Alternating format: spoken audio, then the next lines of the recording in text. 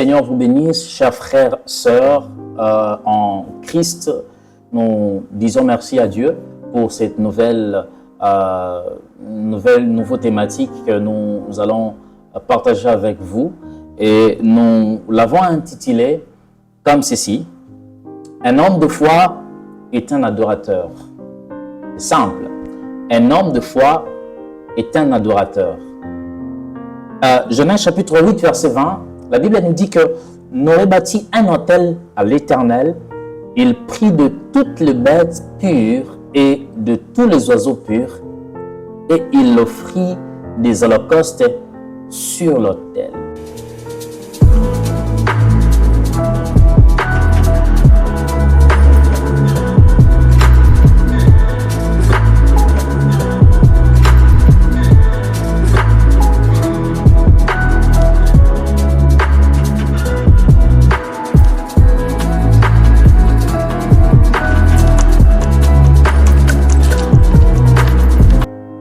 Un homme de foi, une femme qui a la foi, c'est un adorateur. Vous allez vous souvenir que lors de nos sessions passées, nous avons essayé un peu de parler de l'utilité de l'érection en fait de l'autel par Abraham également. Nous avons dit que à cette époque-là, l'autel, en fait, autel avec A-U-T-E-L, ce n'est pas avec H. L'autel, à cette période-là, c'était un lieu de rencontre avec le Seigneur. C'était une manière de sanctifier le lieu où la personne a reçu une promesse de Dieu. Mais également, c'était un endroit d'adoration. Un endroit où le sacrificateur pouvait faire son sacrifice. Alors, une personne qui a la foi est automatiquement un adorateur. Une personne qui croit au Seigneur, qui croit à l'existence de Dieu, est automatiquement un adorateur. Il peut ou ne pas être d'abord un vrai adorateur, mais il est à la base un adorateur. Alors, Noé, après avoir vécu ce temps particulier dans le bateau, après avoir passé de temps, plus de 40, 30 jours passés, 35 jours, plus de 30 jours passés dans le bateau, à la sortie, Noé va ériger un autel pour bénir le Seigneur, pour glorifier le Seigneur, pour adorer le Seigneur. Alors, comprenez que l'adoration, c'est le plus haut service du chrétien. Lorsque nous sommes en train de parler de l'adoration, c'est le service que chaque enfant de Dieu racheté fera dans le ciel, au-devant Dieu. La Bible dit dans Apocalypse chapitre 14, verset 2e, la Bible dit « Et j'entendis du ciel une voix comme un bruit de grosse eau, comme le bruit d'un grand tonnerre, et la voix que j'entendais était comme celle de joueurs de harpe, jouant de l'air harpe. Et ils chantaient un cantique nouveau devant le trône. » L'adoration, c'est ce que nous ferons au ciel. Un homme de foi, lorsque je dis c'est un adorateur, c'est-à-dire un homme de foi se prépare déjà à l'adoration éternelle. La raison pour laquelle cela nous renvoie à au deuxième élément que nous voulons parler ici, c'est que l'adoration, c'est une offrande de soi. L'adoration, c'est une offrande de soi. Quand je dis l'adoration, c'est une offrande de soi, parce que dans l'adoration, lorsque vous êtes en train d'adorer, il y a toujours ces deux choses. Il y a l'adorateur et le sacrifice. Il y a le sacrificateur et la chose qu'il est en train de sacrifier. Mais comprenez que dans la pensée de Dieu, il n'y avait pas l'adorateur d'une part et le sacrifice d'une part. Dans la pensée du Seigneur et l'adoration, l'adorateur et le sacrifice n'étaient qu'une seule chose, n'étaient qu'une seule personne, si nous disons comme ça. Parce que, comment est-ce qu'adorer Adam? Parce qu'Adam ne faisait pas de sacrifice animal. Mais comment est-ce qu'il adorait?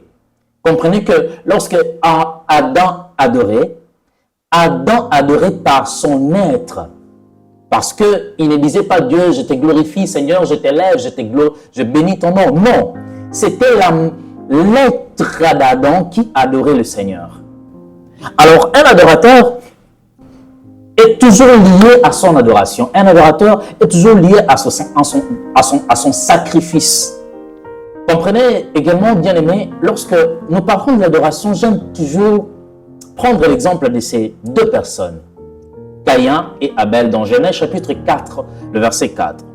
Écoutez, Abel, de son côté, en fit une des premiers-nés de son troupeau et de leur graisse. L'Éternel, écoutez bien, l'Éternel porta un regard favorable sur Abel et sur son offrande. Ici, on ne parle pas directement de l'offrande d'Abel. On parle d'abord, Dieu regarde d'abord l'offrand ou l'offreur. C'est lui qui est en train d'offrir. Et ensuite, il est en train de regarder la chose qui est offerte. C'est là où j'ai dit que dans la pensée de Dieu, l'adoration n'est pas de séparer le sacrifice et le sacrificateur. Dans la pensée de Dieu, l'adoration, plutôt le sacrifice et le sacrificateur, c'est un package, une même chose, une même personne, un seul être. Donc lorsque nous sommes en train de parler de l'adoration, comprenez que l'adoration, c'est d'abord ta personne. Le sacrifice, c'est d'abord ta personne. Romain est en train de dire, offrez vos corps à Dieu comme un sacrifice saint, agréable à Dieu. Bien-aimé, des fois, Dieu n'a pas besoin que nous puissions lui dire, tu es grand, tu es puissant. Mais Dieu a besoin juste que nous puissions être à son image afin de refléter sa puissance. Dieu a juste besoin que nous puissions être à son image afin que les gens puissent voir Dieu par nous. Parce que dans le jardin, Adam, permettez-moi de le dire, Abraham, comme il n'adorait peut-être pas parlant ou à chantant, comme nous le faisons, c'était, il renvoyait à Dieu l'image de Dieu. Il renvoyait à Dieu la puissance de Dieu. Comprenez que Dieu avait créé l'homme à son image et à sa ressemblance. L'adoration, ça signifie renvoyer à Dieu l'image et sa ressemblance. C'est-à-dire sa pureté, sa sanctification, sa puissance, son autorité et tout ce qui s'ensuit. Bien-aimés, là, comprenez que l'adoration, c'est la marque de ceux-là qui ont la foi. Ou je peux dire autrement, la foi, un homme de foi est un adorateur. Un homme de foi, c'est celui qui renvoie à Dieu l'image du Dieu très haut. De la même manière que tu n'as pas besoin de dire que tu es chrétien à des gens qui t'entourent, de la même manière qu'ils peuvent constater réellement que tu es un enfant de Dieu juste par ton comportement. Et de la même manière que tu peux adorer Dieu sans pour autant dire nécessairement que Dieu, tu es amour, tu es bon, tu es saint. Simplement en lui renvoyant l'image de lui que tu as, la manière dont tu vis, la manière dont tu offres ton corps au Seigneur. Est-ce que le Seigneur puisse te bénir abondamment?